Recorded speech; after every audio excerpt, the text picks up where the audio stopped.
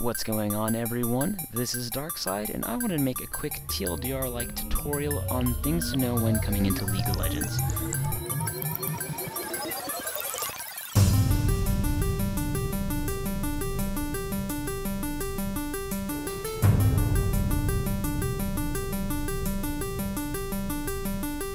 League of Legends is a MOBA, and that stands for Multiplayer Online Battle Arena. There are good numbers of MOBAs out there because, frankly, they're fun as shit. I like to think of MOBAs as online pickup games. You come in, get into a team, play a game for about an hour, then wipe the slate clean and try again. Now, the thing with MOBAs is they're fun, but the learning curve is probably the most unforgiving thing in the world. I mean, Asian moms are probably more forgiving than MOBAs. Asian moms. It's the type of game where even after tutorial modes, you're at a huge disadvantage as a new player.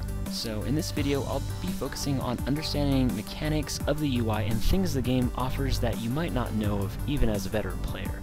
I'll be focusing on different topics each week, so be sure to come back and check out some more TLDR tips and tricks for this game. Now, I'm going to steer away from things like how to play your lane or champion because there are tons of videos out there from far more qualified players. So if that's what you're looking for, I suggest checking those out on YouTube. So without further ado, let's get into it. This week we're going to talk about your UI and some helpful settings that can go along with your game. Once you start getting into games after the tutorials, you're going to want to get familiar with your UI or user interface pretty early on. Now, there's nothing like getting used to a certain playstyle only to realize there are far more effective means to playing your game. In League, there are a couple of things available to help you that you might not know about when you start, so I'm going to address them here. First, learn how to use quick casts. Quick casts, well, as the name implies, help cast quicker. The reason I bring this up is it can be tough to learn if you've gotten used to playing with the default settings. For demonstrative purposes, I've turned off quick casting for most of the games I've played for this tutorial, and you can see it does affect my game slightly. You can toggle this on or off from the options menu during any of your games that you play. The way it works by default is you select your spell, then select the area for your spell to trigger or shoot, and off it goes. What Quick Cast does is allow you to take out a step and trigger the spell with just one button. Now, this helps immensely for skills that link together for champions like Lee Sin or Jace. Since LoL is a Twitch-style game, every second helps.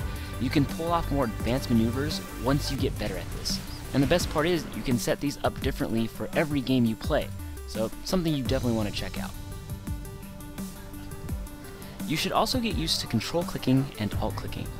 Whenever you get a new spell, you can auto-learn them by holding down the control button and pressing the corresponding Q, W, E, or R button.